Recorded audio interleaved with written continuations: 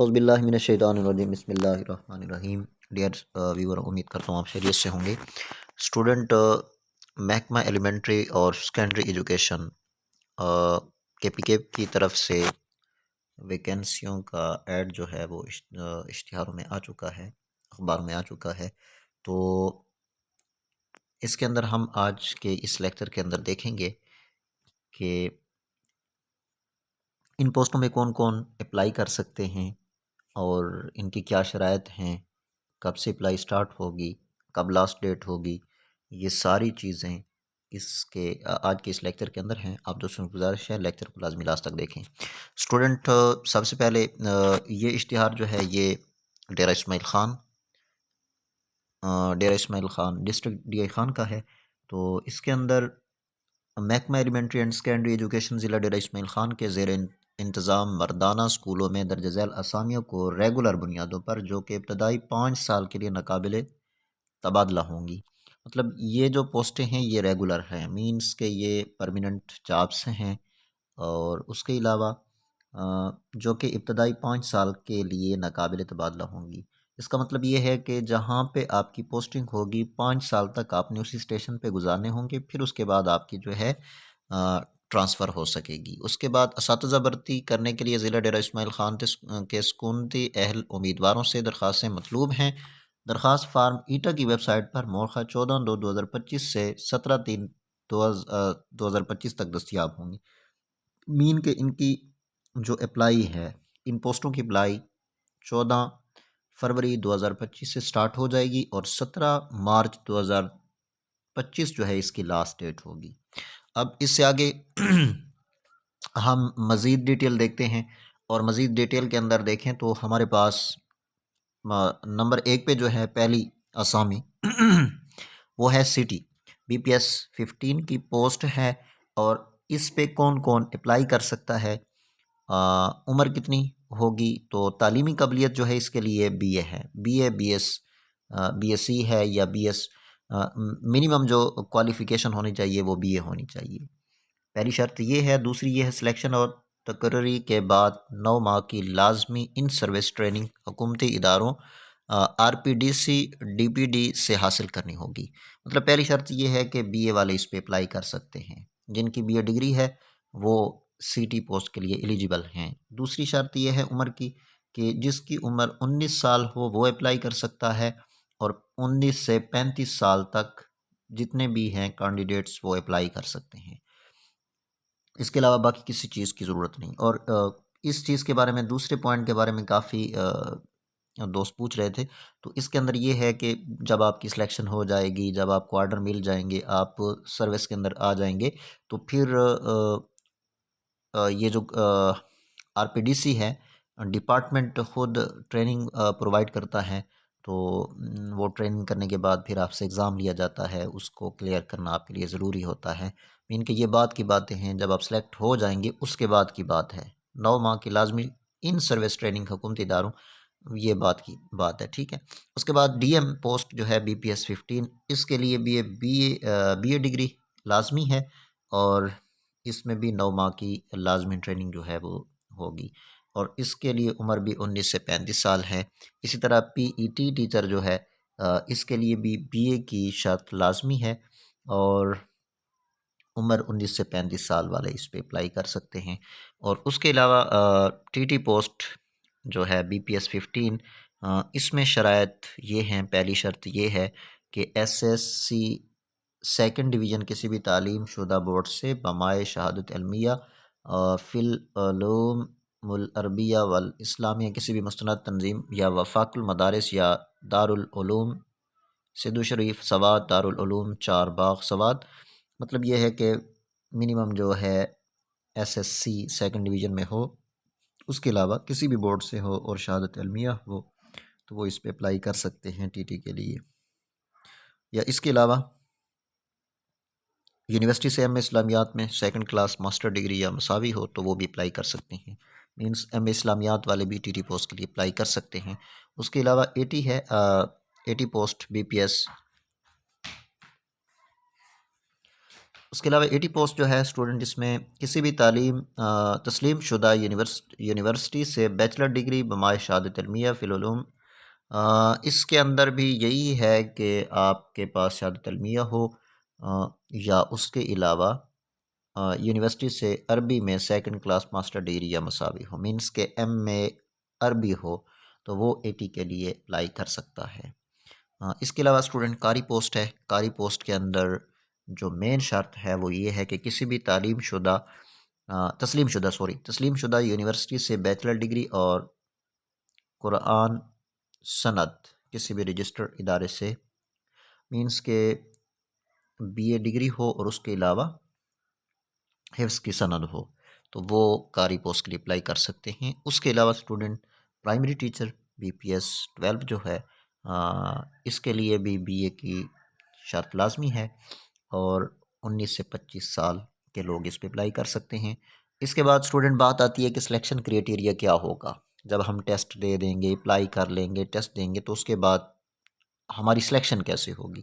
تو اس کے لیے اسٹوڈنٹ بات یہ ہے کہ ٹوٹل 200 نمبر ہوں گے اور 200 میں سے 100 نمبر جو ہے اس کا ٹیسٹ لیا جائے گا، 100 نمبر کا ٹیسٹ ہوگا، وہ نمبر جتنے بھی آپ کے آئیں گے وہ کاؤنٹ ہوں گے۔ اس کے علاوہ باقی جو 100 مارکس ہیں وہ ایکیڈیمک ہوں گے، وہ تعلیمی نمبر ہوں گے، وہ جتنے آپ کے بنیں گے ان دونوں کو ایڈ کیا جائے گا۔ ایڈ کرنے کے بعد جتنے بھی آپ کے مارکس بنیں گے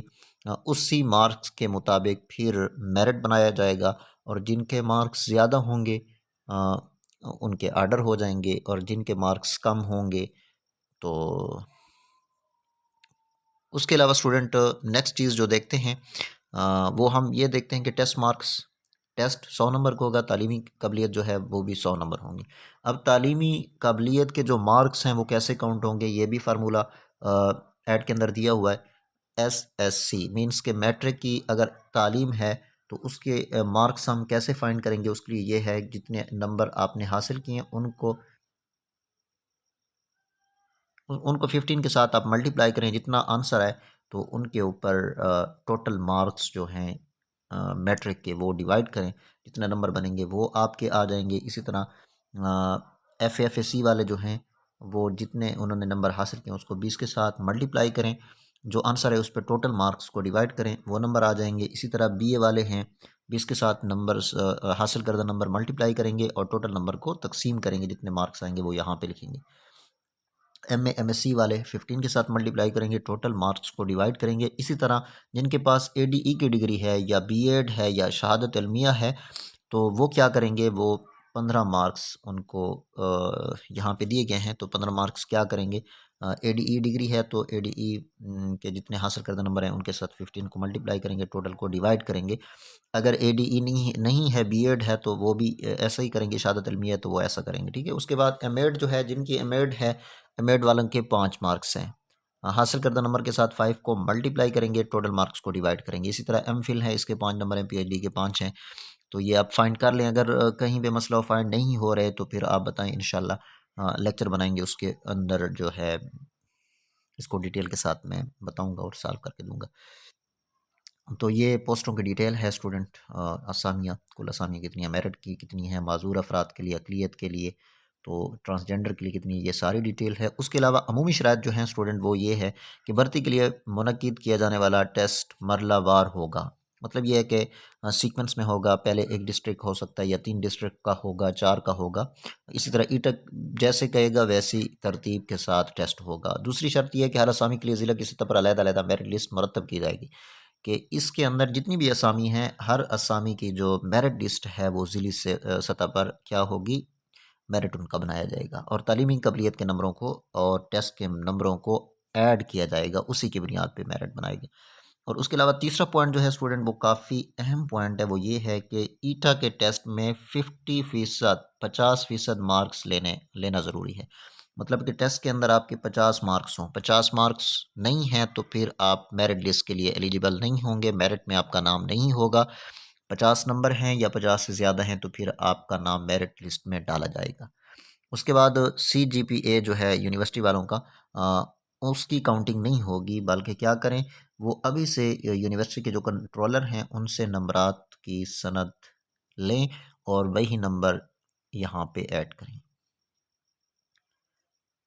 اور اسی طرح معذور افراد اقلیتوں ٹرانسجنڈر جو ہیں ان کے لیے 2%، 5% اور 0.5% یہ کوٹا مخصوص ہے،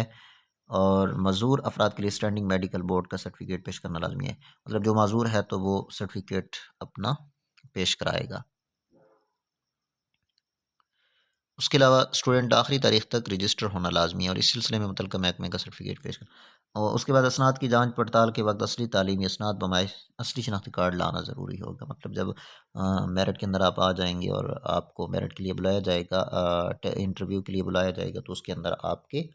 اصل اسناد کو دیکھا جائے گا۔ اس کے بعد اگر اس اختیار کے بعد حکومت وقت کی طرف سے بھرتی کے طریقہ کار میں تبدیلی کی گئی تو مجاز اتھارٹی بشمول ایٹا قوانین کے مطابق عمر درآمد کی پابند ہوگی، مطلب اپلائی کے دوران اگر حکومت کی طرف سے کوئی امینڈمنٹ کی تجویز آتی ہے تو وہ ایٹا کرے گا اور وہ چینجنگ قابل قبول ہوگی۔ اس کے علاوہ تمام تقریری حکومت خیبر پختونخوا کے مقرر کردہ قوانینوں مجوزہ طریقہ کار کے مطابق خالصتاً میرٹ کی بنیاد پر ہوں گی۔ تمام تعلیمی اسناد صرف گورنمنٹ سے تسلیم شدہ اداروں کی قابل قبول ہوں گی۔ اگر کسی امیدوار کی تعلیمی اور پیشہ ورانہ اسناد بھرتی کے کسی مرحلے یا تعیناتی کے بعد جعلی پائی گئیں تو اس کے خلاف قانونی چارہ جوئی کی جائے گی، مطلب یہ ہے کہ اگر کسی کی جعلی اسناد ہوں گی تو اس کے خلاف قانون حرکت میں آئے گا۔ اس کے بعد نامکمل فارم کی صورت میں درخواست فارم خود بخود منسوخ تصور کیا جائے گا۔ اگر کہیں پہ آپ نے فارم کو فل نہیں کیا، صحیح فل نہیں کیا، تو وہ کیا ہوگا، منسوخ کیا جائے گا۔ اس کے بعد 13 پوائنٹ جو اسٹوڈنٹ امیدوار کو ابتدائی 5 سال اسی اسکول میں سروس کرنا ہوگی جو کہ ناقابل تبادلہ ہوگی، یہ بات پہلی لائن میں بھی بتائی گئی تھی۔ اس کے علاوہ اسٹوڈنٹ خالی اسامیوں ایٹا درخواست دینے کا جو طریقہ ہے وہ ایٹا کی ویب سائٹ پر موجود ہے۔ اس کے علاوہ اضلاع کی خالی اسامیاں وغیرہ فارم کے ساتھ ایٹا کی ویب سائٹ پر کل سے آ جائیں گی، اور میرٹ پر آنے والے امیدوار جو ہیں ان کی جتنی بھی اسناد ہوں گی وہ متعلقہ ڈپارٹمنٹ سے ویریفائڈ کرائی جائیں گی، اور اس کے بعد آگے جو ہے وہ کام چلے گا۔ اور اس کے علاوہ نجی جو یونیورسٹیاں ہیں، مینس کے پرائیویٹ یونیورسٹیاں، ان کی ایچ سی سے تصدیق ہونا لازمی ہے۔ اس کے علاوہ کسی بھی ڈگری پر کسی بھی امیدوار کو دورہ فائدہ نہیں دیا جائے گا، یہ بات ٹھیک ہے۔ عمر کی حد اشتہار میں دی گئی آخری تاریخ تک شمار ہوگی، مطلب جو ڈیٹ ہے 35 سال وہ اس ڈیٹ تک کاؤنٹ کی جائے گی۔ اس کے علاوہ عمر کی جو بلائی حد ہے، مینس کہ اگر کسی کی ایج زیادہ ہے تو وہ رولز 2008 جو ہے اس کے مطابق ان کو رعایت دی جائے گی۔ اے ٹی اور ٹی ڈی کے امیدواران کے لیے ایم اے کی ایکول ان کی جو شہادت علمیہ ہے اس کو ایم اے کے برابر تسلیم کیا جائے گا۔